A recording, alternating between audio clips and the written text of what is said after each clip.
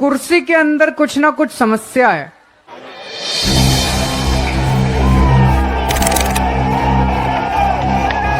आज जन लोकपाल के 3 मुद्दे रेगुलेशन के साथ जो पार्लियामेंट में सम्मत किए गए हैं, मैं सभी पार्लियामेंट मेंबर को बधाई देता हूँ। इनकम टैक्स में कमिश्नर की नौकरी करता था, चाहता तो करोड़ों रुपए कमा सकता था। इस घोटाले जो इस कुर्सी के ऊपर बैठता है वही गड़बड़ हो जाता है। मेरे सामने देश था। आम आदमी पार्टी इंपॉर्टेंट नहीं है, आम आदमी पार्टी सेकेंडरी है, पहली हमारे लिए देश है। आज हम बात करेंगे अन्ना आंदोलन के बारे में। उस आंदोलन ने न केवल देश की राजनीति बदली, जबकि नए नेताओं को जन्म दिया, नई पार्टियों को जन्म दिया। तो कहीं ऐसा तो नहीं कि इस आंदोलन से जब विकल्प निकलेगा और वो लोग जब कुर्सी पे जाके बैठेंगे, कहीं वो ना भ्रष्ट हो जाएं? बात है अप्रैल 2011 की, जब यह आंदोलन उठा पूरे देश में। इंडिया अगेंस्ट करप्शन का नारा लेके अन्ना आंदोलन जंतर मंतर पे धरने पे बैठे। फिर उसके बाद वो दूसरा धरना अगस्त में आया। पहले धरने में क्या हुआ? पहले धरने में अन्ना ने तमाम लोगों के नाम गिनाए, तमाम घोटालों के नाम गिनाए जिसमें शामिल थे। उसी में एक नाम था आदर्श हाउसिंग सोसाइटी घोटाला, जो महाराष्ट्र में। इसका आरोप उस अशोक चौहान पे लगा और अन्ना आंदोलन ने इसको जोर शोर से उठाया। यहाँ मैं आपको रिमाइंड करा दूं कि ये वही अशोक चौहान हैं जिनको बीजेपी ने 2024 में अपने में शामिल करा लिया और फिर उनको राज्यसभा भेजा गया। फिर बात करें उस स्टेज पे मौजूद तमाम उन लोगों की जो आए थे इस बात को लेके कि हम लोग करप्शन के खिलाफ हैं, और बाद में वो लोग जेल गए, जिसने अरविंद केजरीवाल, मनीष सिसोदिया, ये लोग शामिल थे।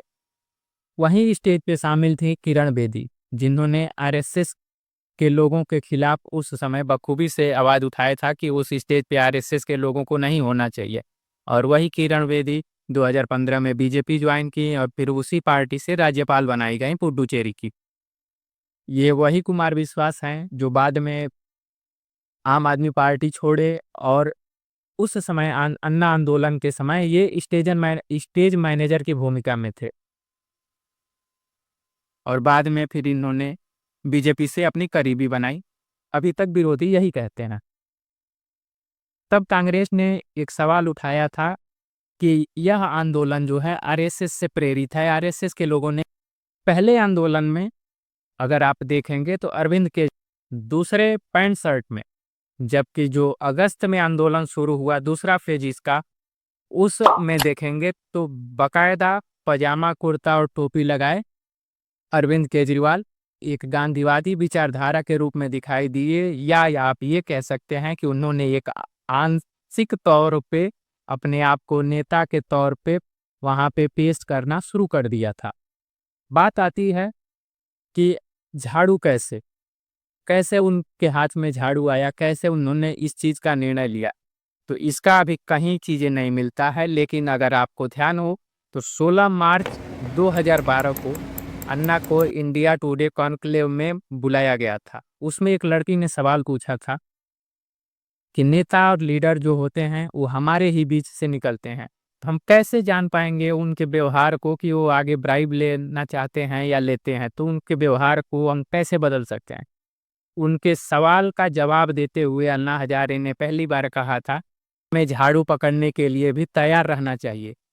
और फिर उसी साल 2012 में नवंबर में अरविंद केजरीवाल की पार्टी ने झाड़ू पकड़ा और करप्शन स्वीप का नारा देते हुए आगे बढ़ी। जो इस कुर्सी के ऊपर बैठता है वही गड़बड़ हो जाता है। ये वही पार्टी है जिस पे ये आरोप लगे कि ये आरएसएस की भी पार्टी है, जो पहले बार में कांग्रेस से मिलकर सरकार बनाई और फिर पंजाब में सरकार बनते ही जिसने महात्मा गांधी की जो फोटो थी वह रिप्लेस कर दी भगत सिंह और अंबेडकर जी के फोटो से। ये वही अरविंद केजरीवाल हैं जो पंजाब में जाते हैं और मांग करते हैं कि गांधी जी की फोटो नोट से हटाई जाए और लक्ष्मी जी और गणेश जी की फोटो लगाई जाए। आप अगर देखना चाहेंगे तो ये इतने बैलेंसिंग तरीके से कि जब कांग्रेस के नज़दीक जाना होता है तो ये गांधीवादी बन जाता, और जब बीजेपी के करीब जाना होता है ये उस समय गांधी को छोड़ने की बात, हिंदुत्व की तरफ, सख्त हिंदुत्व की तरफ खेलना शुरू कर देते हैं। आप याद करेंगे 2022 वही दौर है जिसमें उनके मंत्री जेलों में थे, और ये भी चर्चा उस समय चल रही थी कि अगला नंबर अरविंद केजरीवाल का है, और उसके बाद कुछ साल बाद ही वो 2024 में वो जेल में गए। तो ये ऐसी राजनीति उस समय शुरू हो गई थी।